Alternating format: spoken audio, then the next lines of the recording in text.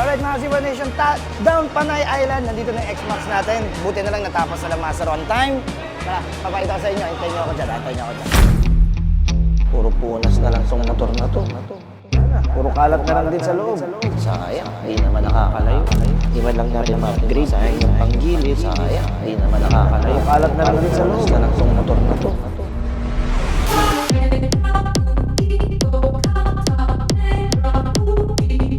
Ops, masyado ba mabilis ang mga pangyayari mga Kasiwa Nation? Tara, samahan nyo ko kung paano ko nabuo si V-Tour, ang ating X-Max 300. So bago tayo gumala, maintenance muna tayo. So ano nga ba yung basic maintenance dito? Fuel injection cleaning na walang baklas. Basic question, tuwing kailan nga ba ine-FI ang mga X-Max? Well, sa manual, matataas ang odo na kailangan. Pero ako gagawin ko ngayon to para may demo sa inyo dahil itong X-Max ko ay merong 7,800 na odo. So, i-check natin to lahat. Linis pang gilid, filters, oil filter, change oil, flashing. Pasilip na rin natin yung piston kung okay pa. Pero malamang sa malamang, okay pa to.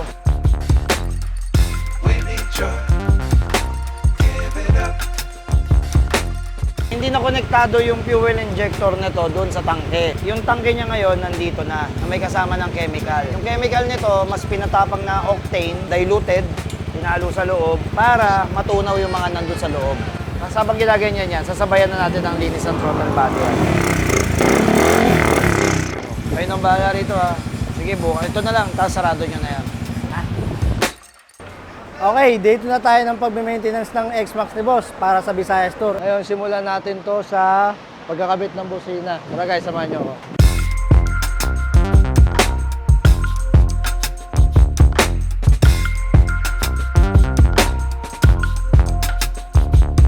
Busina lang yan, boss. Bakit ang tagal niyan?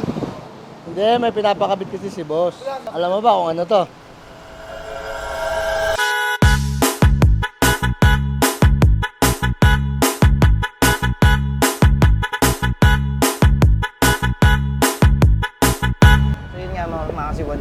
Dadalhin natin yung X-Max natin papuntang Iloilo. Doon tayo maglilibot. Kaya ginagawa nila master ngayon yun. Teka, narinig niyo? Hindi niya narinig? Shit, gawa na yung busina. Tara, samahan niyo ako. Teka, pakinggan niyo.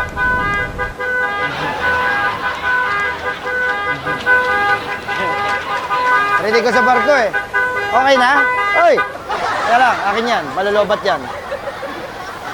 Okay, narinig ko doon sa barko eh. Rinig ko doon sa taas. Nagsasayawan kayo. Ang dami pa natin gagawin dito. Ayos na. Matutuwa mga taga Iloilo nito.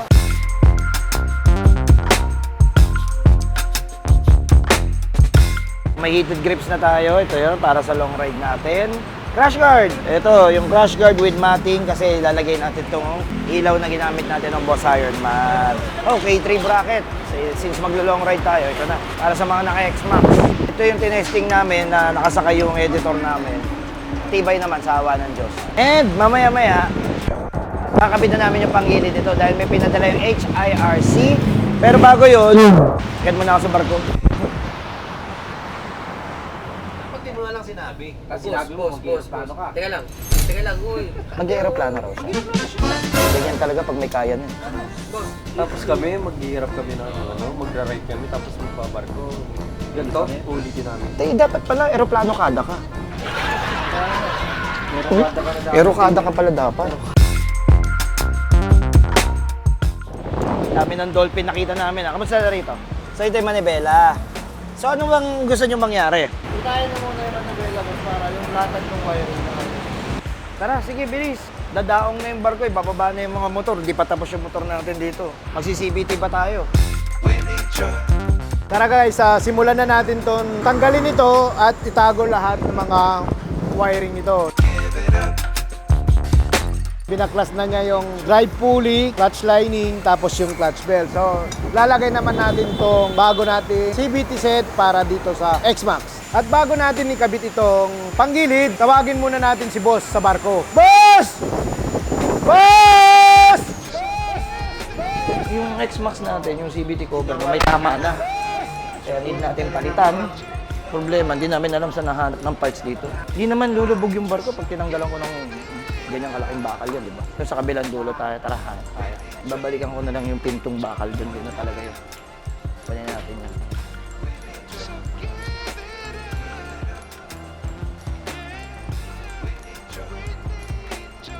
Kunin ko na to ha. Ito na yung lalagyan sa CVT cover. Tatabasan na lang. 1, 2, 3, go!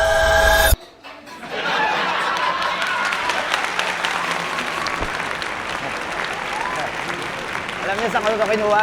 Piyesa to ng barko, tinanggal ko to sa pader nila. Ito na pala yung panggilid natin eh. Stock natin na bell, o kita nyo naman, ubing-ube na.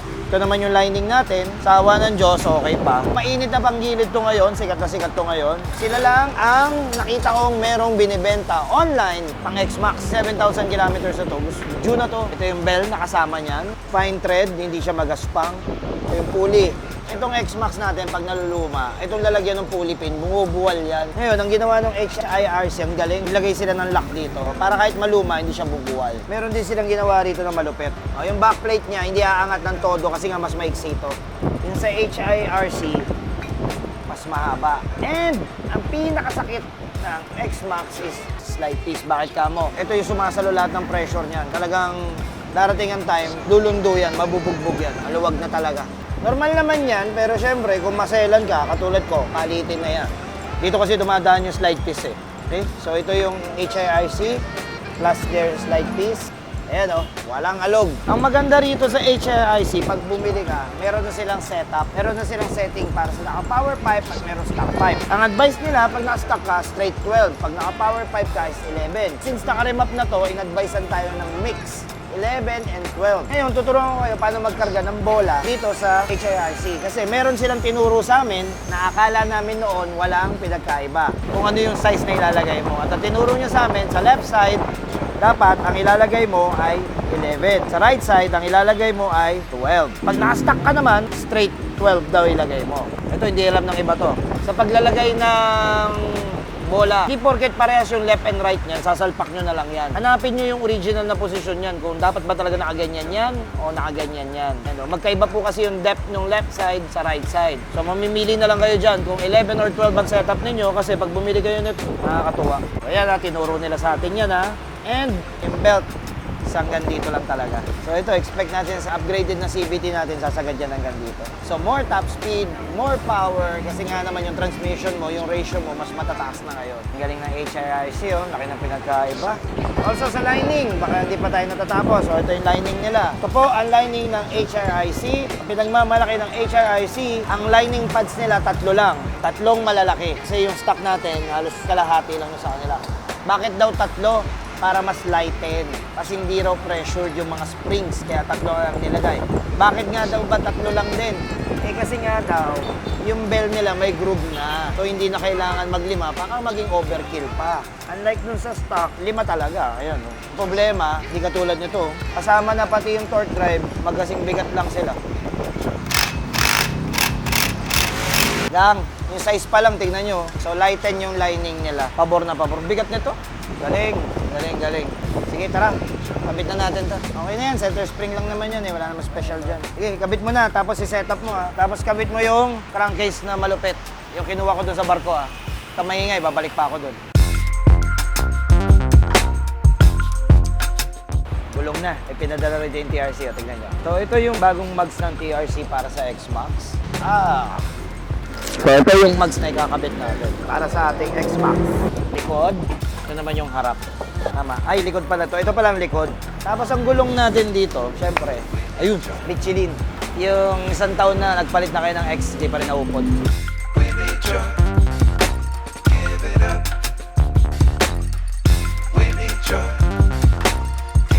So ito yung pinaka-paborito nating part. So pinadalan tayo ng race power ng kakaibang shock para sa X-Max. Anong kakaiba? Yung compression nito, yung dual. Anong dual? Merong high speed, merong low speed. Ito yung low speed na talbog, ito yung high speed na talbog. So basically, pag nasa kalsada ka, ito i-adjust mo. Pag nasa racetrack ka, dahil mabilis takbuhan mo, ito. Mas responsive yung compression nito ngayon dahil pati yung 0.5 adjustment meron tayo. So, testingin natin to, dadalhin natin sa Visayas to sa Panay Island, sa Iloilo. Nag-iisa lang to sa Pilipinas ngayon ha. Kayo maingay ha. Pinagtulong-tulungan na namin si Vitor kasi baka maiiwan tayo ng barko. Nilagay na natin yung Michelin City Grip 2 sa ating TRC mugs at in-install na rin natin yung naked handlebar. Sinara na rin natin yung air filter gamit yung bagong casing natin, yung may velocity scope. At sa dami nangyayari sa shop, hindi ko na malayan, nakatulog na pala ako. Asan yung baryan nito? Oh, daan naman dyan. Uy, Paulo, hindi pa tayo tapos dito. Nagalit na naman si boss. Bahala kayo. X-Max. Yung motor. Shit, napasobra ako ng tulog. Teka, tingnan natin. Baka mali-mali na naman yung mga nangyayari dito. Tapusin ko lang yung motor ha. Sige, boss. Hindi na lang, first time namin sa Iloilo kasama yung X-Max. Naku, patapos na ba yung X-Max? Sana tapos na, baka di maabot. Boss, tapos na X-Max, boss. Tapos na? Opo. Saan na? Pero suotin mo muna ito, boss. Ito? Kailangan? Para sa tour natin. Ah, pababa na kasi yung barko eh, no? Sige, tara. 1, 2, 3. Boom! Gulat kayo, no? Tara, bababa na kami. Tara. Yun! Kala ko hindi aabot. Okay na. Ano to? Test drive na tayo? Test ride muna tayo. So, test ride natin yung kinabit nating panggilid. Naka-velocity cap din tayo. So, ano nga ba yung velocity cap na to? Sa ano yan? Sa air intake. Mas maganda yung pasok ng hangin. Mas maraming hangin, mas maraming iba-burn. Bakit kamo gano'n ng setup? Naka-full exhaust kasi tayo. Testing tayo. Let's go. Test ride tayo. Test ride. Oh, putang ina. Lakas!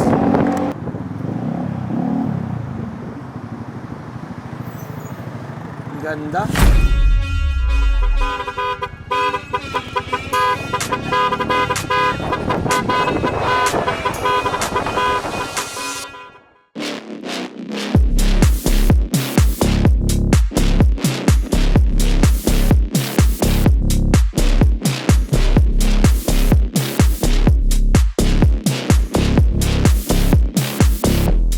So yun mga Kasiwa Nation, no? Tapos na yung X-Max natin. No? So ang dami natin kinabit dito. From suspension to K3 bracket, upuan, mating natin na malupit, yung may kasama auxiliary light, yung heated grips na nag-trending, naalala nyo, di ba? Tapos nilagyan din natin ng handlebar riser para maiba lang yung itsura dahil kasama natin yung mga ibang X-Max. Yung Napoleon side mirror natin, di ba? Sobrang laki nito, sobrang useful nito. At yung galit doon sa mga large stock windshield nyo. So meron akong option doon. Pinakita ko sa inyo yung pinalit natin doon, yung medium. At syempre, hindi makukumpleto ang isang X-Max kung hindi maganda ang mags nito. So kinabitan natin to ng TRC mags at tinernoan natin to ng isang malupit na gulong, yung Michelin City Grip 2 natin. Kinabit na rin natin dito yung 1 out of 1 na race power natin, yung may dual compression. So pag slow compression, meron tayong malaki. Pag gusto nyo ng high speed compression at mas malubak yung daanan, gamitin nyo yung mas fine tuning, yung mas maliit. Siyempre, hindi makukumpleto ang isang build ng 01 Moto kung wala ang built-in exhaust. So nag-muffler tayo, kailangan mas malaki yung intake natin para proportion kahit papano. So nag-velocity cap tayo, washable air filter na nilagay natin para mas nakakaingat. At kung scooter, HIRC ang nilagay natin na full set. At nakita nyo naman kung paano namin kunin yung mid-power niya. Sabi nga nung mekaniko natin, nung pinatakbo niya, para daw kargado. Siyempre, para makompleto na talaga itong lakad natin. May muffler ka, may panggilid ka, may air intake ka. Alam nga naman wala kang remap. Hindi lang natin pinopost, pero meron tayo pang X-Max. So sa mga naka-X-Max users dyan, kung gusto nyo pa ng konti pang performance, gusto nyo pa ng konting sipa, at para maitono natin lahat ng kinabit ninyo, paremap tayo. So yun yung mga nangyari sa buong X-Max natin ha. So mga Kasiwa Nation, laging tatandaan sa 01, yan number 1.